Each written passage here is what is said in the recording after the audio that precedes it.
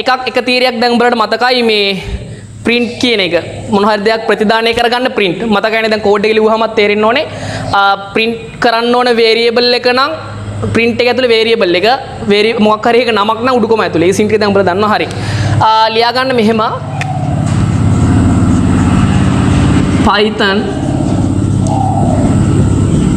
user input Python user input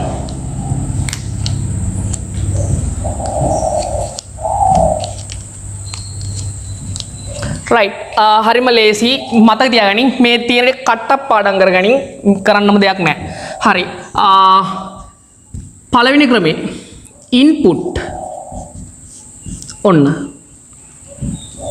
මොකක් හරි දෙයක් බාහිරින් input කරගන්න ඕන නම් ලියන්නේ input වරහන් දෙක මේක ඇතුලේ මොන හරි වචන සෙට් එකක් දාන්න පුළුවන් උඩුකොම ඇතුලේ නොදා ඉන්නත් පුළුවන් ඒක ඔයාලගේ අතේ තියෙන මෙහෙම නිකම්ම input කරොත් input වෙන්නේ string එකක් ඒ කියන්නේ වචන සෙට් එකක් ආදානය කරගන්න. දැන් ඔයාලා string කියන්නේ මොනවද කියලා දන්නවා මොනවද බං? අර උඩුකොම ඇතුලේ තියෙන ඒවා තමයි string. ඒ කියන්නේ මොන හරි අකුරු ටිකක්. හරි අකුරු ටිකක්. උඩුකොම ඇතුලේ වරහන් ලිව්වත් ඉතින් මේ උඩුකොම ඇතුලේ ඉලක්කම් ලිව්වත් ඒකත් string තමයි. හරි. එතකොට නිකන් string එකක් input කරගන්න නම් මෙන්න input. දැන් මේ කතා කරන්නේ Python 3.6න් පල්ලෙහා මේ Python software එකෙත් බං version තියෙනවා. ඉතින් ඒ කලින් version වල තමයි මේ ඊට පල්ලෙහා version තමයි මේ ටික. ඊට කලින් version වල පාවිච්චි කරලා තියෙනවා raw input කියන එක. එතකොට මේ දෙකෙම වෙන්නේ input කරගන්න එක තමයි. කිසි වෙනසක් නැහැ. raw input කියන එක දැනුත් වැඩ. දැන් ඒ වලට raw කියන එක අවශ්‍ය වෙන්නේ නැහැ. input කියලා කෙලිම ලියන්න පුළුවන්. පටල ගන්න එපා. හරි. එතකොට මේ මොනවා input කරගන්නද මේ කරන්නේ? string ආදානයට මේ string එකක් ආදානය කරගන්න. ඊට පස්සේ අපිට ඕනේ යතුරු පුවරුවකින් පූර්ණ සංඛ්‍යාවක් input කරගන්න. හරිම ලේසි හොඳටම අහගෙන ඉඳපන්. යතුරු පුවරුවෙන් පූර්ණ සංඛ්‍යාවක් input කරගන්න. හරිම සරලයි. මොකද්ද කරන්න ඕනේ? input එක integer එකක් කරන්න. ඉතින් බම් මේ හිනා input ඔහොම ලිව්වොත් input වෙනවා string එකක්. මම මෙයාව මොකක් කරනවද? int එකක් කරනවා. එහෙනම් දැන් ආදානය වෙන්නේ මොකක්ද? දැන් ආදානය වෙන්නේ අපූර්ණ සංඛ්‍යාවක්. කටපාඩම් කරගනින් වෙන හිතන්න කිසිම දෙයක් නැහැ කටපාඩම් කරා. මේ මොකක්ද? පූර්ණ සංඛ්‍යාවක්. දශම අගයන් තියෙන සංඛ්‍යාව ඇතුළත් කරගන්න තියෙනවා නම් හරිම ලේසි බලා ගන්න. input හරි input කරගන්න මොකක්ද float එකක් float float මේකෙන් මොකක්ද ආදානය වෙන්නේ මේකෙන් ආදානය වෙනවා දශම සහිත සංඛ්‍යාවක්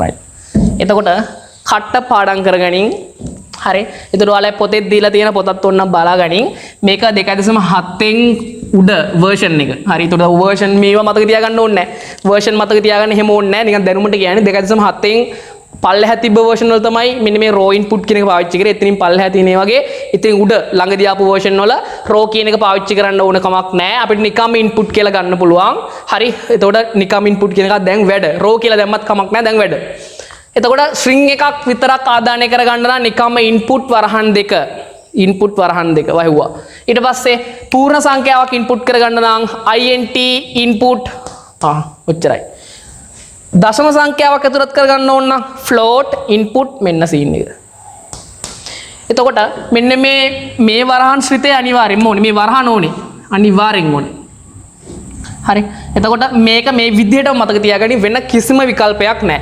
එතකොට අපිට පුළුවන් ඕන නම් මෙන්න මේ වරහන ඇතුළට හරි මේ ප්‍රෝග්‍රෑම් එක රන් වෙද්දි මොන හරි දෙයක් Python එකේ දැర్శණය වෙන්න.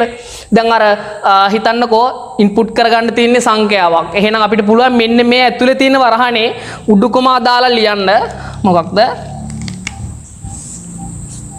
හරි උඩුකමා තුල ලියන්න පුළුවන් enter number කියලා.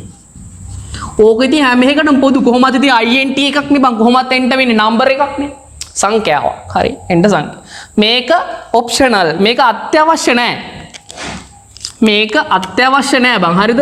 අපිට අර ගාන පොඩ්ඩක් ලස්සන කරගන්න තමයි මෙන්න මේ වගේ දේවල් පාවිච්චි කරන්නේ. හරි. එතකොට දැනට උඹලා ලියන්න එපා. අපි ගණන් වලින් බලමු.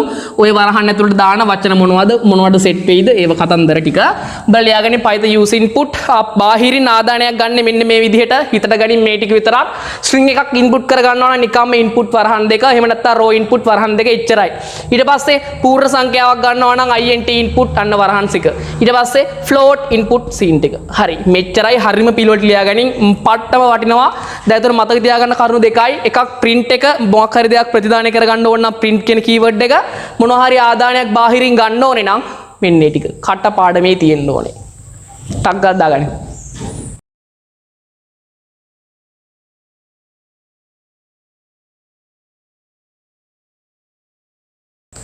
හරි ආය පාරක් පොඩ්ඩක් මේක කියන්න හොඳට මතක තියාගනින්. හොඳටම මතක තියාගන්නේ හොඳටම කටපාඩම් කරගනින් වෙන විකල්ප නැහැ. හරි මෙන්න මේවා මතක නැති උන් තමයි බං ඔය Python අමාරුයි කියලා කියන්නේ.